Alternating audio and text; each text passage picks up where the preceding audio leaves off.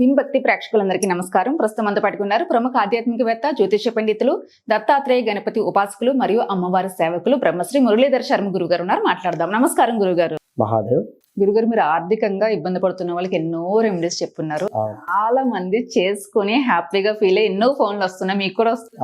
అవును చాలా అప్పులు తీరిపోయి లక్షల్లో అప్పులు తీరులను కూడా ఉన్నారు చాలా మంది. అయితే మరొకసారి ఆర్థికంగా ఆర్థికంగా పాలైపోతే ఆటోమేటిక్ గా మానసికంగా కూడా చాలా ఇబ్బంది పడిపోతాం, డిప్రెషన్కి వెళ్ళిపోతాము, రకరకాల సమస్యలు. ఇంకా ఆర్థికంగా గాని మానసికంగా గాని రెండు దెబ్బలు మనిషికి తాకచ్చు.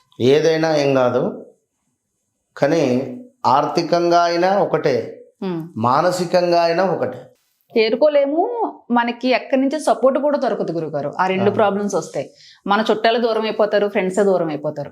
అయితే అలాంటి పరిస్థితిని ఎవరైతే ఫేస్ చేస్తున్నారో దాని నుంచి కొంచెం బయటపడడానికి పవర్ఫుల్ రెమెడీ చెప్పండి. ఇక్కడ విషయం ఏమిటి అంటే, ఇందాక నేను చెప్తూ ఉన్నా, మీరు చెప్పినటువంటి దానికి ఆర్థికంగా మానసికంగా అనేటువంటి దాంట్లో విషయం ఏమిటి అంటే, ఇక్కడ ఏదో ఒక వయసులో ఉండేటువంటి వారు తెలిసి తెలియక ఒక అమ్మాయిని ఇష్టపడడం కానీ, లేదా లవ్ బ్రేకప్స్ కానీ, లవ్ రిలేటెడ్ వెళ్ళినటువంటి వారు నో అనుకున్నా, లేదా ఆ అమ్మాయికి వేరే అబ్బాయితో పెళ్ళవుతూ ఉన్నా, ఇంకేదైనా కావచ్చు. ఎందుకంటే నేను చాలా కాల్స్ ఫేస్ చేస్తున్నా కనుక చెప్తున్నా, వారి వయసుకు అది మానసిక ఇబ్బంది.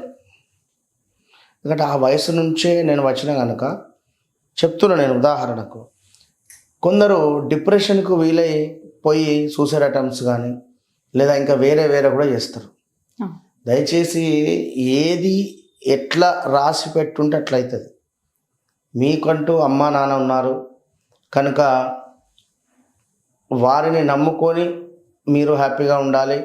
వారు ఉన్నారు, వారి కోసం మీరు శ్రమించాలి, కష్టపడాలి. అంతేగాని ఎవరో ఏదో మధ్యలో వచ్చారు అని చెప్పి మీరు డిసప్పాయింట్ అయ్యి డిప్రెషన్కి పోయి వేరే పిచ్చి పిచ్చి అలవాట్లు కూడా. నేను కాల్ మాట్లాడుతున్నా, నేను చెప్తున్నా కదా. ఒకరు మాట్లాడారు, వాళ్ళ అబ్బాయి గంజాయికి అడాప్ట్ అయిపోయాడు అని చెప్పి. ఏం చెప్తాం? కనుక ఇవన్నీ మంచివి కాదు. యువకులు చెడిపోతున్నారు. దయచేసి గురుగారు, మీ మాటకడ్డు కొంతమందికి నిజంగా చాలా చెడ్డ అలవాట్లతోనే ఉంటుంది. దానికి ఏమన్నా మనకి స్పిరిచువల్ గా ఏమన్నా రిలేటెడ్ ఉంటుందా? దేనికి? తప్పకుండా. రాహువు కానీ శని కానీ కొంత నీచబడ్డ ఆ పీరియడ్స్ వచ్చిన ఆ టైంలో ఇబ్బందికరంగా ఉంటుంది. మెయిన్ రాహువు పొగకు కారకుడు, మత్తుకు కారకుడు.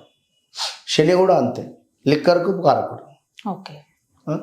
ఇంకా జాతకంలో దశలు వచ్చినప్పుడు ఇలాంటి ప్రాబ్లమ్స్ వస్తాయి. అంతే.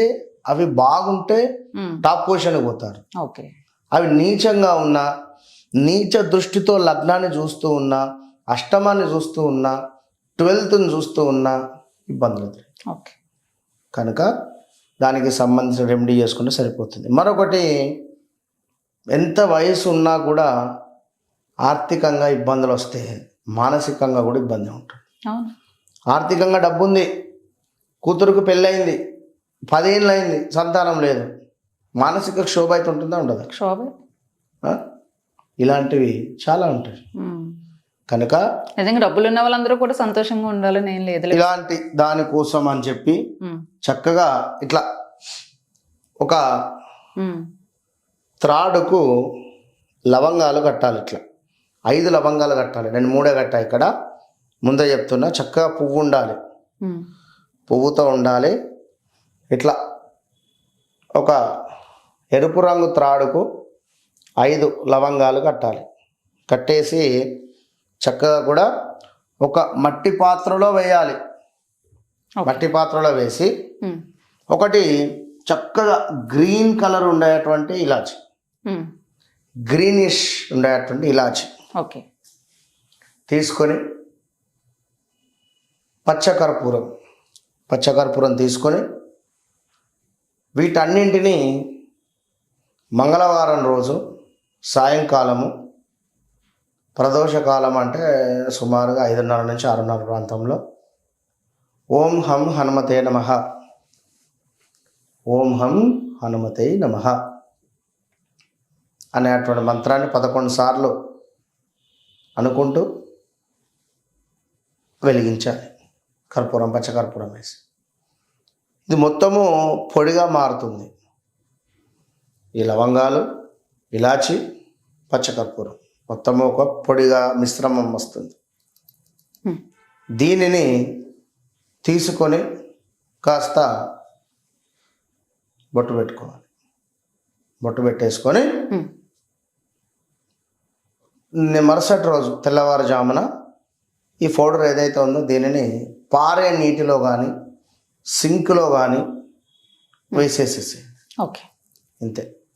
5 శనివారాలు చేస్తే ఖచ్చితంగా అద్భుతమైనటువంటి ఫలితం ఉంటుంది. 100%. ఓకే. 100కు 200% కూడా అద్భుతమైనటువంటి ఫలితము 5వ వారం కల్లా వీరు చూస్తారు. మ్యాజిక్ అంతే, ఖచ్చితంగా కనబడుతుంది. ఓకే. ఇంట్లో చేసుకునే రెమెడీనా, సింపుల్ అయిన రెమెడీ, అందరూ హ్యాపీగా చేసుకోవచ్చు. మానసికంగా, ఆర్థికంగా 2 విధాలుగా కూడా ఎవరైతే ఇబ్బంది పడుతున్నారో వాళ్ళందరికీ బెస్ట్ రెమెడీ గురుగారు, సింపుల్ రెమెడీ. నమస్తే గురుగారు. మహాదేవ.